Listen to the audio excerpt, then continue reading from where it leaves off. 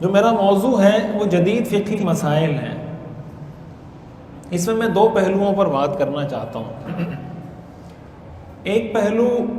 تو یہ ہے کہ ہم فقہی مسائل لوگوں کو کیسے بتائیں، اور ظاہر بتانے سے پہلے ہمیں وہ مسائل خود آنے چاہیے۔ کوئی ہم سے مسئلہ پوچھتا ہے تو دو صورتیں ہوں گی، یا تو وہ مسئلے کا جواب ہمیں آتا ہوگا یا جواب نہیں آتا ہوگا۔ تو اگر جواب آتا ہے اور 100% یقین ہے، 100% اطمینان ہے کہ اس نے جو سوال کیا ہے اس کا یہی جواب ہے، پھر تو ٹھیک ہے، آپ جواب دے دیں۔ جیسے بعض عمومی مسائل ہوتے ہیں، نماز کا مسئلہ ہے یا وضو کا، کوئی ایسا مسئلہ ہے جو آپ پہلے 20 دفعہ بتا چکے ہیں اور کوئی آپ کے پاس پوچھنے کے لیے آتا ہے، آپ سمپل بتا دیں اس کو، بھائی اس کا یہ حکم ہے، وضو ہو گیا نہیں ہوا جو بھی ہے۔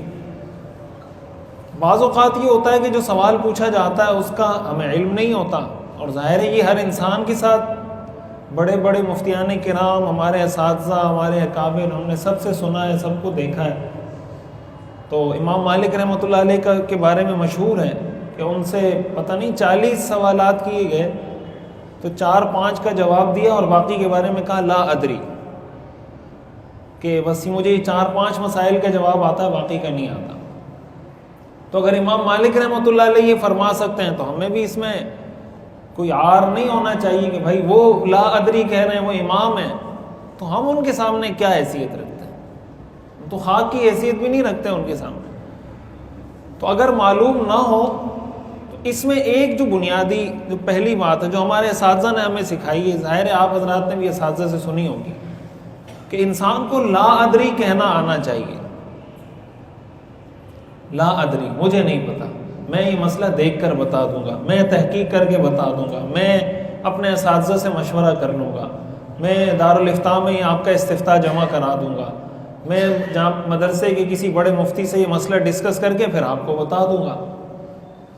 یہ جو ایک جھجک ہوتی ہے یا ہچکچاہٹ ہوتی ہے کہ یار اگر مجھ سے سوال پوچھا ہے اور مجھے اس سوال کا جواب نہیں آتا تو ایسا نہ ہو کہ اس کے دماغ میں یہ بات آ جائے کہ ہمارے امام صاحب کو تو مسائل ہی نہیں آتے، ان کو تو مسئلوں کا پتہ ہی نہیں ہے۔ اس چیز کا ڈر یا اس چیز کی جھجک وہ اپنے دل و دماغ سے بالکل محو کر دینی چاہیے۔ امام ابو حنیفہ رحمۃ اللہ علیہ کے بارے میں آتا ہے نا کہ انہوں نے کوئی کسی کو کہا کہ بھائی خیال کرنا پھسل نہیں جاؤ، تو ان کو جواب میں کسی نے کہا کہ میرا مسئلہ نہیں ہے، آپ اپنی فکر کرو، آپ اگر پھسل گئے نا پوری امت پھسل جائے گی۔ تو ایک مفتی اگر پھسلتا ہے نا تو جتنے اس کے متبعین ہوتے ہیں، جتنے اس کے مقتدی ہوتے ہیں، جتنے اس کے پیچھے نماز پڑھنے والے ہوتے ہیں، وہ سارے پھسلتے ہیں۔ تو غالباً امام ابو حنیفہ رحمۃ اللہ علیہ کا قول ہے یا امام شافعی کا کہ لوگوں نے ہماری گردنوں کو پل بنایا ہوا ہے جنت جانے کے لیے، ہماری گردن سے گزر کے وہ جنت میں جا رہے ہیں۔ تو جو فقیہ ہوتا ہے، یہ جو مفتی ہوتا ہے، یہ بہت بڑی ذمہ داری کا کام ہے۔ حلال حرام، قل من حرم زینۃ اللہ التی اخرج لعبادہ والطیبات من الرزق یا ایھا النبی لم تحرم ما احل اللہ لک تبتغی مرضات ازواجک۔ اس کی اجازت پیغمبر کو بھی نہیں ہے،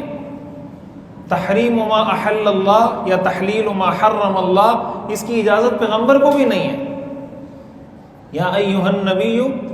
لم تحرم ما احل اللہ لک، اے نبی آپ ان چیزوں کو حرام کیوں کرتے ہیں جو اللہ نے حلال کی؟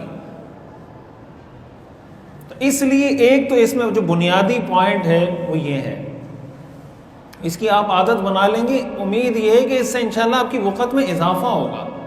وہ کہیں گے بھائی یہ مفتی صاحب، یہ امام صاحب جو بھی بات بتاتے ہیں تحقیق کر کے بتاتے ہیں،